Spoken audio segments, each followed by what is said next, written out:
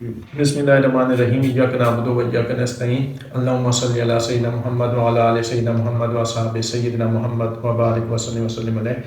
मैं डॉक्टर इदरीस और आप देख रहे हैं मेरा YouTube channel health vision with Idris.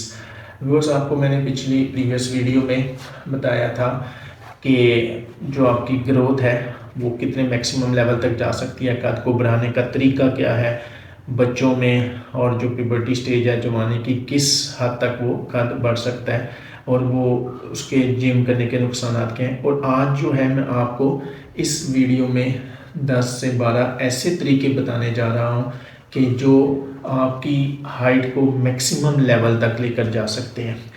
तो आप सबसे गुजारिश है कि एंड तक इस वीडियो के साथ आपने अटैच रहना है और इसको मैक्सिमम लेवल तक शेयर करना है। Thank you. तो सबसे पहली और इम्पॉर्टेंट चीज़ जो है वो डाइट है। अब डाइट जो है आपने बच्चों को इस किस्म की देनी है जो हर लिहाज से बैलेंस्ड डाइट हो। उसमें आपकी जो प्रोटीन है, फैट है, कार्बोहाइड्रेट्स हैं, लिपिड्स हैं, ये सारा कुछ बैलेंस्ड डाइट में मौजूद हो। आपने अंडा, पनीर, चिकन, डेयरी प्रोडक्ट्स जो हैं ये लाजमी अपनी खुराक में शामिल करनी है, अपने बच्चों को लाजमी देनी है। और जो जंक फूड है और ब्रायलर है इससे जितना मैक्सिमम अवॉइड कर सकें आपने अवॉइड खुद भी करना है और बच्चों को भी कराना है। और वो चीज़ें नहीं देनी जिनकी न्यूट्रिशनल वैल्यू बिल्कुल ना हो। जो आपकी नेचुरल चीज़ें हैं वो आपने उनको मैक्सिमम देनी है।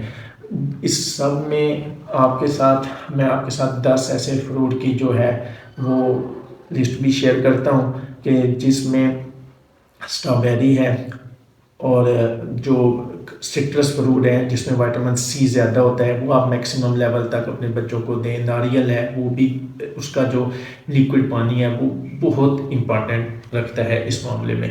और जो दूसरी चीज़ है वो ये है कि आपने उनको एक्सरसाइज करनी है। स्ट्रेचिंग एक्सरसाइज जो है उससे ये होता है कि आपकी बॉडी जो है वो स्ट्रेच हो जाती है, मसल जो है उनकी ग्रोथ जो है मैक्सिमम जो है उसकी फाइबर की लेंथ चली जाती है। और स्ट्रेचिंग जो है उससे आपकी जो स्पाइन है, जो वर्टिब्रल कॉलम है, उसको इलोंगेशन यानी कि लंबाई में स्ट्रेच होने का मौका मिलता है। तीसरी चीज़ जो है हैंगिंग है, यानी लटकना किसी भी बुलंद चीज़ के साथ, दरख्त के साथ। आपको पता है ये सदियों से शायद एक रूटीन चली आ रही है, हमारे बड़े भी बताते रहे हैं और ये तरीका भी कारआमद है और इसके करने में भी कोई हर्ज नहीं है, इससे भी अच्छा खासा असर पड़ता है। चौथा तरीका ये है कि आपने स्किपिंग करनी है, जंप करना है। इससे भी, स्किप करने से भी आपकी हड्डियों में जो है वो चुस्ती, एक्टिवनेस और जो मिनरल्स हैं उसकी जो मोटिवेशन है वो बहुत अच्छी रहती है।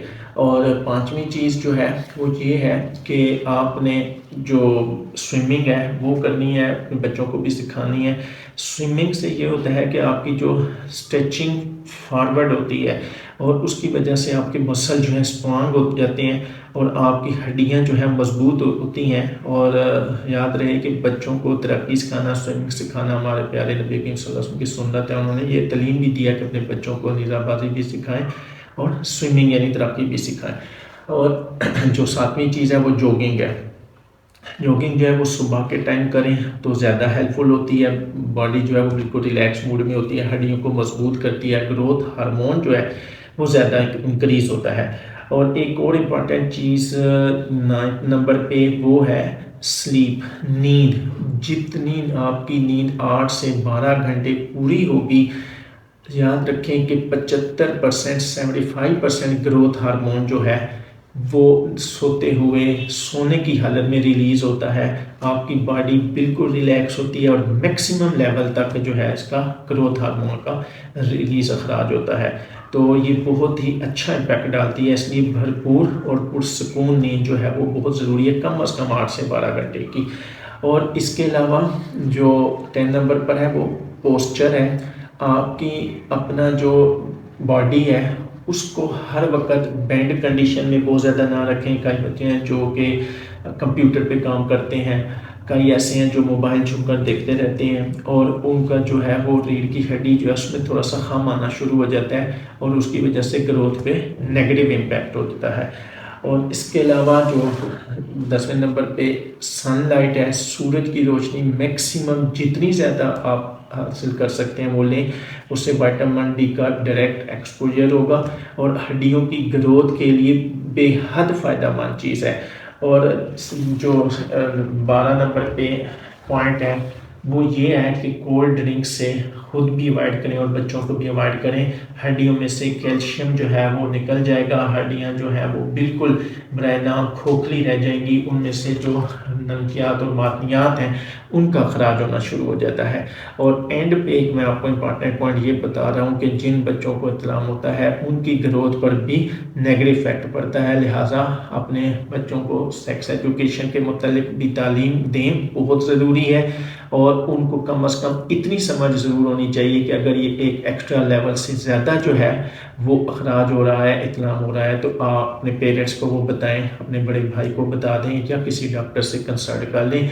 तो ये 10 से 12 तरीके ऐसे हैं कि जिस पर आप अमल करके अपनी बच्चों की हाइट जो है वो मैक्सिमम लेवल तक लेकर जा सकते हैं।